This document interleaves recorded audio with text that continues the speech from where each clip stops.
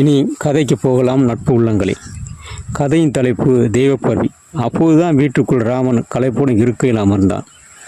கணவன் வர எதிர்பார்த்து கொண்டிருந்த சீதா ராமன் இருக்கையில் அமர்ந்ததும் சற்று பதட்டத்துடன், டாக்டர் என்ன சொன்னாருங்க என்றால், முதலில் தண்ணி கொண்டு வா என்றான். சீதா வேகமாக சென்று தண்ணீர் வந்து கொண்டு கொடுத்தாள். ராமன் தகுதீர தண்ணீர் குடித்தான். மீண்டும் சீதா கேள்வி கேட்டாள். சரி, விஷயத்தை அப்படி சொல்லுகிறேன், இப்போ ரதி எங்கே என்று ராமன் சீதாவை பார்த்து கேட்டான். பதிலுக்கு சீதா அவள் தோட்டத்தில் விளையாடு கொண்டிருக்கிறான் என்றாள்.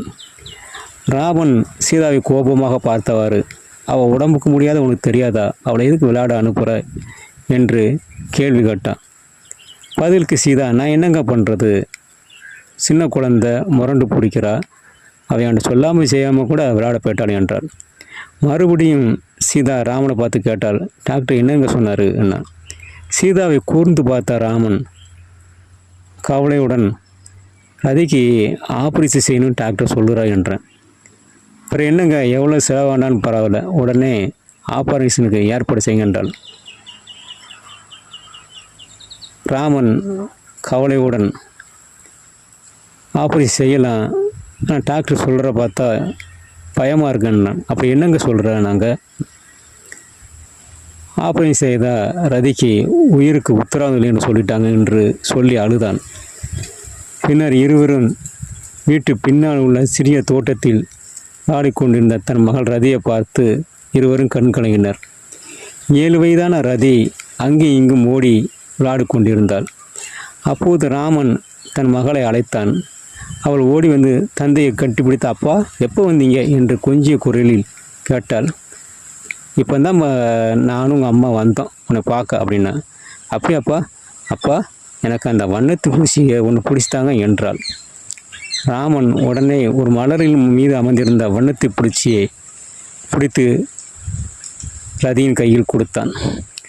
ரதி, அப்பா இந்த வண்ணத்து பூச்சி எவ்வளோ அழகாக இருக்குது பாருங்க என்றாள். ராமன், ரதி வண்ணத்து பூச்சி அழகு தான், அதை விட நீ தான் ரொம்ப அழகு என்றாள். ரதி கலகலென்று சிரித்தவாறு, அம்மா நான் ரொம்ப அழகுன்னு அப்பா சொல்கிறாங்க, நீங்களும் சொல்கிறீங்க அப்படின்னா. பதிலுக்கு சீதா மன மகிழ்ச்சி, ஆமாம் ரதி, நீ வண்ணத்து பூச்சியோட ரொம்ப அழகுதான் என்று கட்டி கன்னத்தை முத்தம் விட்டாள்.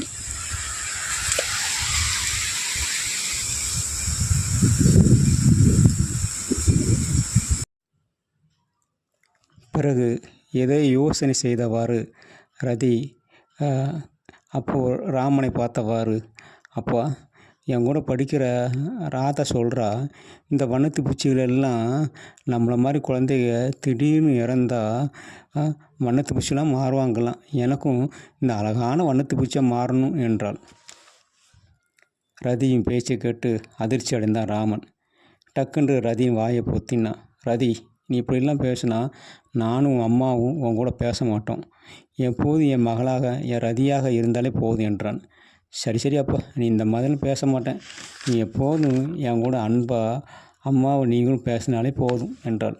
பிறகு, அப்பா என்ன அம்மா கொஞ்ச நாளைக்கு விளையாடக்கூடாது, பள்ளிக்கூடம் போகக்கூடாது என்று சொல்கிறாங்க, எனக்கு அடிக்கடி மயக்கம் வர்றதுனால அதனால் அப்படி சொல்கிறாங்களா, என் தலையில் என்னாச்சு, என்ன பிரச்சனை அப்பா, எனக்கு ஏதாவது பிரச்சனையா என்று கவலையாக எழுதி கேட்டாள்.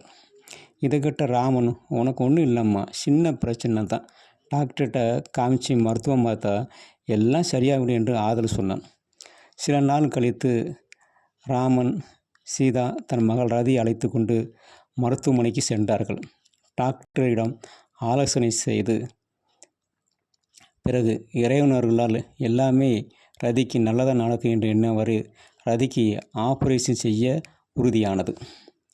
ரதியை ஆப்ரேஷன் தியேட்டருக்கு மருத்துவர்கள் அழைத்து செல்வதற்கு முன் ரதி ஓடோடி வந்து தன் அப்பாவை பார்த்தவாறு, அப்பா எனக்கு நல்லபடியாக ஆப்ரேஷன் ஆகி குணமாகி பள்ளிக்கூடம் போவேன், தோட்டத்தில் பட்டாம்பூச்சி வச்சு விளையாடுவேன், நீங்களும் அம்மாவும் கவலைப்படாதீங்க என்றால். பிறகு ரதி ஏதோ நினைத்தவாறு, அப்பா அம்மா எனக்கு ஏதாவது ஒன்று ஆச்சுன்னா என்று சொல்லியவாறு சில வார்த்தைகளை கூறினாள். இதை கேட்டு ராமனும் சீதாவும் கதறி அழுதார்கள்.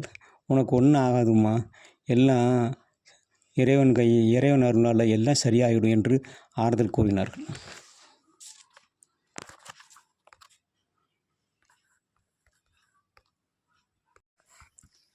மருத்துவமனையில் மருத்துவர்கள் ஆபரேஷன் அறையில் ரதியின் உயிரை காப்பாற்ற போராடினார்கள். ஆனால் மருத்துவ முயற்சிக்கு பலன் கிடைக்கவில்லை. ரதியின் உடம்பை விட்டு உயிர் பிரிந்து மண்ணுலகை விட்டு விண்ணுலகத்தில் கலந்தது. ரதியின் மரணத்தால் ராமன், சீதா மற்றும் உறவினர்கள் எல்லையில்லாத துயரத்தை அடைந்தார்கள். கண்ணீர் விட்டு கதறினார்கள். ஒரு நாள் ரதியின் புகைப்படத்திற்கு மலர் மாலை வைத்து அழுது கொண்டிருந்தாள் சீதா. இதை கண்ட ராமன் சீதாவை பார்த்தவாறு, சீதா, நம் மகள் ரதி தெய்வப்பிறவி. அவளுக்கு ஆப்ரேஷன் செய்வதற்கு முன் நம்மிடம், அப்பா, அம்மா, நான் ஒரு வேளை இறந்துட்டா என் உடலை உறுப்புக்களை தானமாக கொடுத்துடுங்கள் என்றாள். இந்த சின்ன வயதில் அவள் சொன்ன வார்த்தைகள் தெய்வீகமாகவும் அறிவு சார்ந்தமாக இருந்தது என்று கூறினான். ராமனும் சீதாவும் ரதி நினைவாக அவள் எப்போது விளையாடும் மலர் தோட்டத்துக்கு சென்றார்கள். அப்போது மொத்தமாக வண்ணத்து பூச்சியின் கூட்டத்தில் இருந்த மிக அழகான வண்ணத்து பூச்சி ஒன்று மட்டும் வேகமாக பறந்து வந்து ராமனின் தோளில் அமர்ந்தது. இதை கண்டு ராமனும் சீதாவும் ஆனந்த கண்ணீர் வடித்தனர்.